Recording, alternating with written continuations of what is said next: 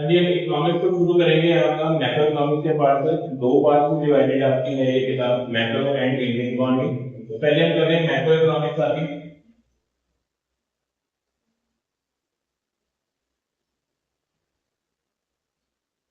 अब last year में पढ़ते आए हैं कि इकोनॉमिक्स के दो पार्ट होते हैं, माइक्रो और मैक्रो। 11th में हमने माइक्रो के बारे में पढ़ा, 12th में हमारा आ गया मैक्रो। और मैक्रो के बारे में पढ़ने से पहले इसमें आपके जो चैप्टर है यूनिट में डिवाइडेड है। हम स्टार्टिंग से ही शुरू कर रहे हैं। आपके इसमें सबसे पहला चैप्टर आपका आता है दैट इज इंट्रोडक्शन तो अपनी मैक्रो इकोनॉमिक्स क्या होता है, ठीक है।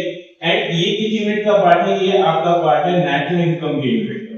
इसके अंदर आपके टोटल 4 चैप्टर्स हैं अकॉर्डिंग टू टीआर है बुक के हिसाब से आपकी। इसमें फर्स्ट चैप्टर हमारा छोटा सा आपका है इंट्रोडक्शन वाला, ठीक है जी। तो इसको कंटिन्यू करेंगे। अब सबसे पहली चीज थोड़ी आती है कि हमारा जो इकोनॉमिक्स है वो क्या होता है, छोटा सा रिपीट कर लेते हैं। इकोनॉमिक्स हमारा क्या होता है? It is the study of human behaviour, यानी ये कहते हैं क्लास में पढ़ा हमने, ये क्या है?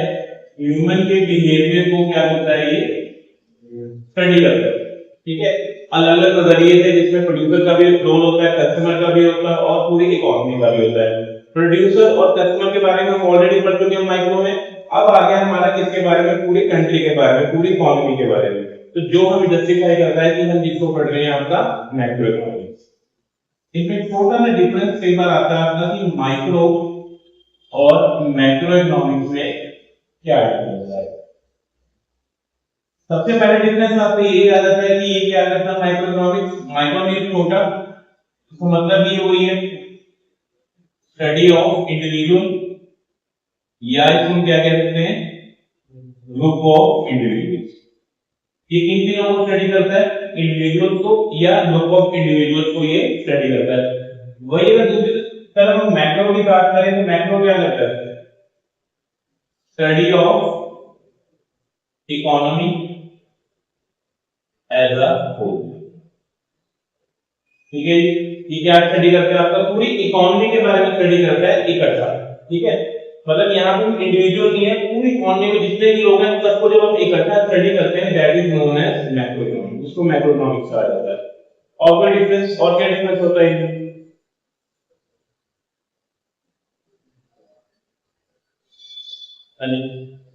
ये वहां से मैंगो करता है या एग्रीगेट करता है। उससे पहले हम ये कह सकते हैं कि इसका जो मेन प्रॉब्लम है वो क्या है? Allocation of resources.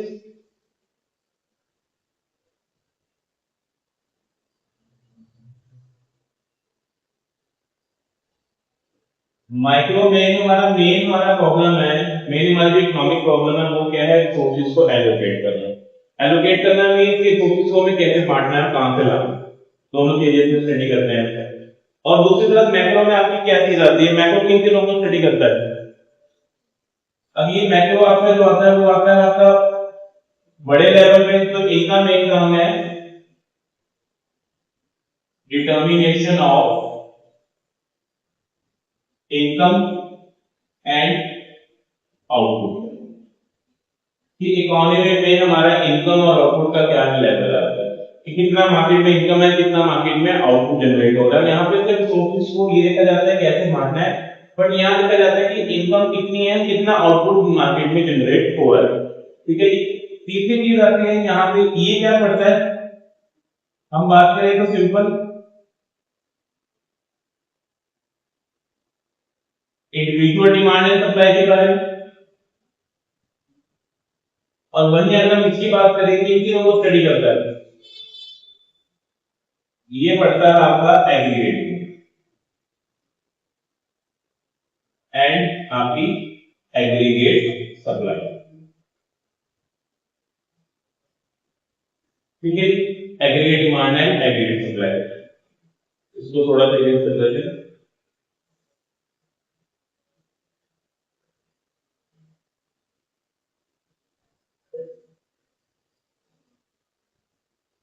और अगर हम बात करें तो और क्या आता है?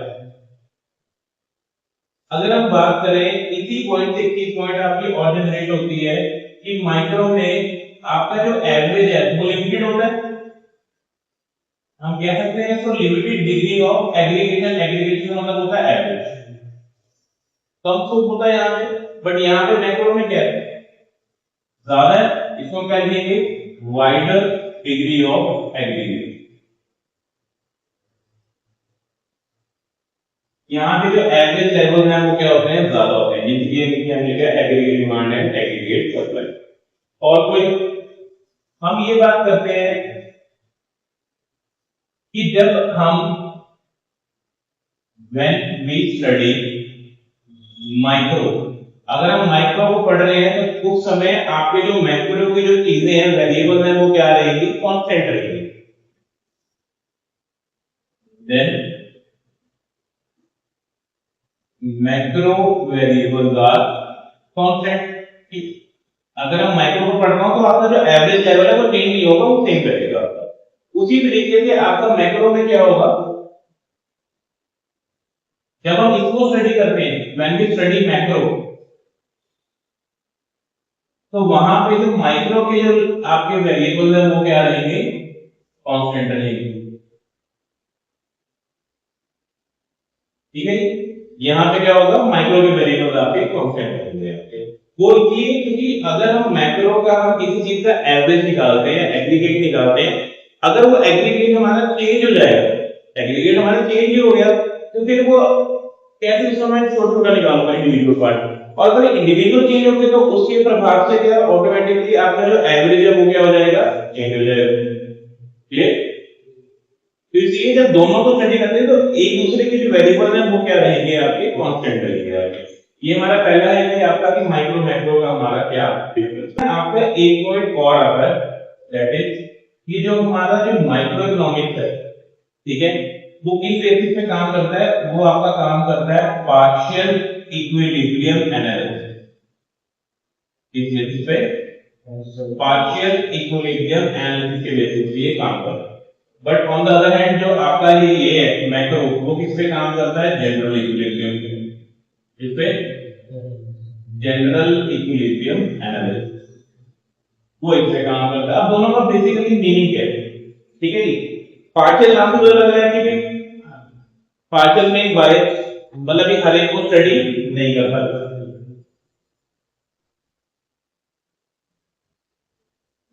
तो हम यहां पे ये कह सकते हैं, पार्शियल मींस की स्टडी ऑफ वन मार्केट। जब हम सिर्फ एक मार्केट के बारे में स्टडी करते हैं उसको हम क्या कहते हैं, पार्शियल इक्विलिब्रियम कहते हैं। और जनरल इक्विलिब्रियम क्या करता है, study of all the market. हमारी डोमेस्टिक इकोनॉमी में जितनी भी मार्केट है उन सबको जो हम स्टडी करते हैं, that is known as general equilibrium. Clear? ये आपको लगते भी आ सकता है एक नंबर में, दो नंबर में, या दोनों में क्या डिफरेंस है, तो ये दोनों का डिफरेंस है। इसके बाद इसमें एक चीज आती है जिसको हम बोलते हैं माइक्रो मैक्रो पैराडॉक्स। ठीक है जी। अब ये क्या कहता है, व्हाट इज दिस? इसको क्या क्वेश्चन 2 या 3 नंबर में काट लिया, आ सकता है आपका, कोई जरूरी नहीं है, आएगा आएगा। ठीक है, माइक्रो एंड मैक्रो पैराडॉक्स आपको ये बात कहता है कि जो चीज माइक्रो लेवल पे अच्छी है, ये जो माइक्रो लेवल पे सही है, वो जरूरी नहीं है वो मैक्रो लेवल पे भी क्या हो, सही हो। क्या ये पॉसिबल है ना? हो सकता है कि जो चीजें मतलब यहाँ पे हम कर रहे हैं वो ठीक है, और वही चीज यहाँ पे हम करेंगे वो क्या हो जाएंगी, हमारे लिए गलत हो जाएंगी। इसका बेस्ट एग्जांपल आपका आता है, that is about savings. Savings का कैसे रोल है? अगर माइक्रो लेवल पे एक मार्केट, मतलब पूरा मार्केट में अगर कुछ लोग सेव कर रहे हैं तो कोई फर्क नहीं पड़ेगा उससे, है ना? बट अगर पूरी की पूरी इकोनॉमी सेव करने लग जाएगी तो इकोनॉमी का बहुत मेजर पार्ट क्या हो जाएगा, गायब हो जाएगा। कैसे? मैं हमेशा एक बात कहता हूं कि एक बंदे का खर्चा दूसरे के लिए क्या होती है, इनकम होती है। ये दो पर्सन है, ए और बी, इसने स्पेंड किए, इसने सपोज कर इसको 100 रुपए दिए, ये 100 रुपए इसकी क्या होगी, इनकम हो गई ना। ये चाहे उसमें तो 100 खर्चे, चाहे उसको 1000 खर्चे, या जितना 50 रुपए खर्चे, वो आगे की इकोनॉमी बन जाएगी, वो तीसरे बंदे को मिलेगा पैसा, वो आगे खर्चेगा। तो ऐसे क्या होता है, सर्कल आपका घूमता रहता है। इसको बोलते हैं सर्कुलर फ्लो ऑफ इनकम, कि पैसे से पैसा बनता है ना? अब इकोनॉमी से इसने पैसा खर्चना क्या कर दिया, बंद कर दिया, कोई फर्क नहीं पड़ा। बट इसको देखा देखिए, अगर सारे बंदे पैसा सेव करने लग जाएंगे तो इकोनॉमी में से क्या होगा, पैसा खत्म हो जाएगा आपका। तो इसलिए अगर जो सेविंग है वो माइक्रो लेवल के हिसाब से वो क्या है, ठीक है, बट मैक्रो लेवल के हिसाब से वो क्या है, गलत है। ये है आपका माइक्रो मैक्रो पैराडॉक्स। कि जरूरी नहीं है कि जो माइक्रो लेवल पे जो चीज सही है वो मैक्रो पे भी आप काम कर सकते हो, नहीं हो सकता है। तो ये क्वेश्चन एक नाम से और आता है कि इज सेविंग और वर्च्यू और अ वाइस। क्या आपका क्वेश्चन ये जो सेविंग है ये वर्च्यू है या वाइस। तो 2 या 3 नंबर में आपका ये क्वेश्चन रिफ्लेक्ट करता है। तो हम क्या कहेंगे इस पॉइंट ऑफ व्यू से कि सेविंग्स आपकी ठीक है, किसके हिसाब से, इंडिविजुअल के हिसाब से। बट अगर हम बात करें इकोनॉमिकल लेवल के हिसाब से या बड़े लेवल के हिसाब से, तो वहां पे आपका ये सेविंग्स ठीक नहीं है, क्योंकि वही चीज, एक का खर्चा दूसरे की क्या इनकम होती है। अगर एक बंदा सेव करेगा, अगर सारे बंदे सेव करेंगे तो इकोनॉमी से बहुत मेजर पार्ट क्या हो जाएगा, गायब हो जाएगा। तो जैसे ये तो आपका जो लास्ट टॉपिक आता है दैट इज कि भी हमने बात की कि भी micro variable and macro variable है ना। मैंने एक टॉपिक कहा था कि जब माइक्रो को स्टडी करते हैं तो मैक्रो के वेरिएबल कांस्टेंट रहते हैं एंड मैक्रो के टाइम पे माइक्रो के वेरिएबल्स कांस्टेंट रहते हैं। ये वेरिएबल्स है क्या बेसिकली, या इनको बोला जाता है आपका स्कोप ऑफ स्टडी। ठीक है जी, मैक्रो के वेरिएबल्स, या इसको कहूं कि मैक्रो का स्कोप ऑफ स्टडी क्या है। बेसिकली ये कुछ नहीं है, जितने इसके चैप्टर्स हैं वही आपके इसके वेरिएबल कहलाते हैं। जैसे कि मैं बात करूं, अभी हमने बात की थी कि किसके बारे में पढ़ते हैं, थ्योरी ऑफ नेशनल इनकम।